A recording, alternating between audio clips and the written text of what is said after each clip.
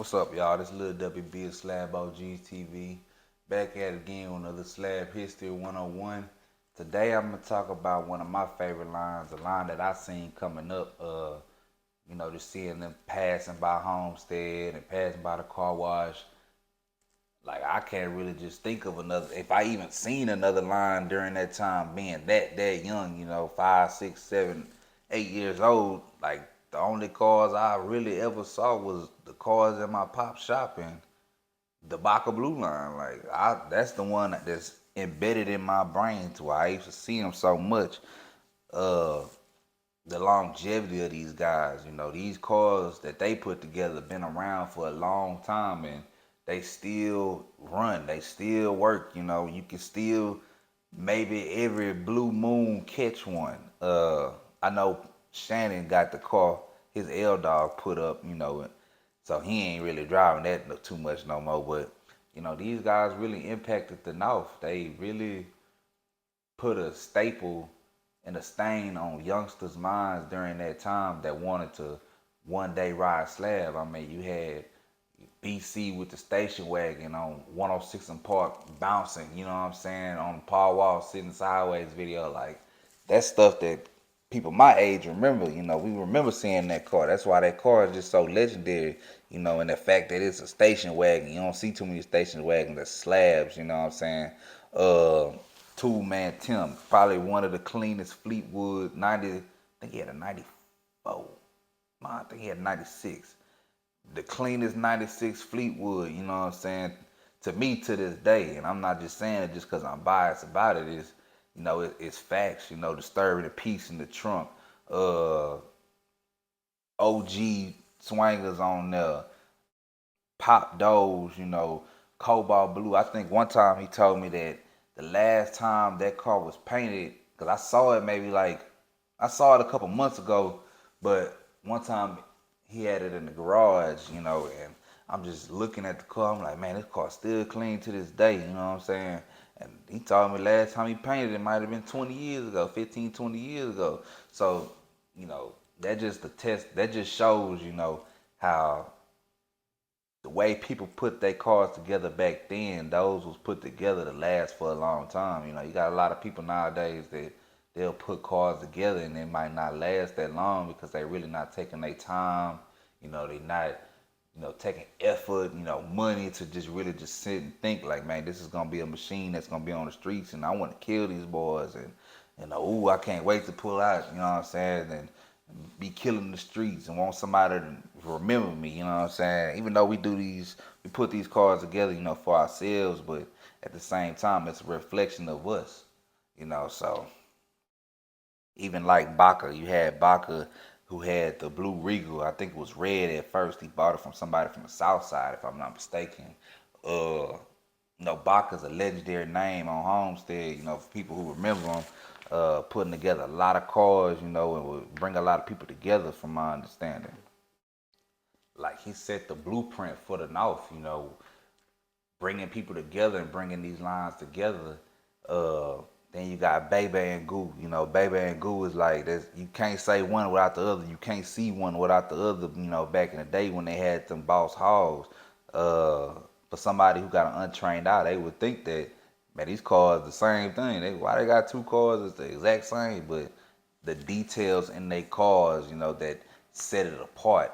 And then, them by them being Hispanic, you didn't see that too much. You had people that rode Slab during that time that was Hispanic or, before then, like Mexican Joe, put together one of the most ultimate cars of all time. But, you know, Baby and Goo too at the same time on the north side, it was just something you didn't see. And if it was other Hispanics out there during that time that was riding, I mean, shit, they wasn't putting it together like Baby and Goo, coming through every parking lot, every after hour spot back in the day, going to the Capitol Beach party, top off, you know what I'm saying? And you got Shannon, Shannon had one of the most cleanest L dogs during that time, and he bought that car, if I'm not mistaken, from my pops. And from what he told me, it wasn't like that car when he first got it. It was like it needed a motor. I don't even think it had a motor in there. It was like almost like a shell, pretty much. insides all beat up, rust everywhere. Uh, if it had a motor, it needed a new motor, and Shannon literally went through from front to back, inside out, trunk, under the carriage, like did everything to that car to where it was a show car. He made it into a show car. Uh, and that's another thing. Like I can't really say if they were the first ones to go like put their cars in car shows. But I do know like during this time, like Los Magnificos, the different car shows, like that was where they would go to. You know what I'm saying? They would be on the streets at one point. You know what I'm saying? And then they'd go to the car shows and win trophies. The music in their cars was done by Condre. If I'm not mistaken, all of them was done by Condre. Not Condre from the South Side, what everybody might think, but it's another Condre on Homestead that used to put the music in the cars, and the only person I ever heard of that just made a car sound just like Condre's, or if not better, was Don. You know what I'm saying, on the South Side. So going to Condre, that was like you getting your car sprayed by Ike. Like you gonna spend the bag just to go to Condre. You know what I'm saying? And that was like the North Side Music Man during that time. But we gonna say that for another interview. I'm gonna try to get at Condre, but back to the car shows. Like by them putting their cars in the car shows, to me, I feel like boys need to start getting back to putting stuff in the car show. You know what I'm saying? Cause yeah, you put your car together, you want to ride, and you know let it do it for yourself. But man, it's something about putting it in the car show to just showcase that, man, look at this work that I just put into this car. Look how amazing my car is. Like, even if I don't win a trophy, hey, I got a car in the car show, just like how the boys in California do, they might put $100,000, $200,000, $300,000 into these cars, to win a car show and then still come to the street and ride around the street, in these $100,000, $300,000 cars. So that's the kind of pride that the Baka Blueline was taking in their cars, to where they was coming out and they was like really putting a staple and a stain on your mind to let you know that, hey man, we here, we deep. I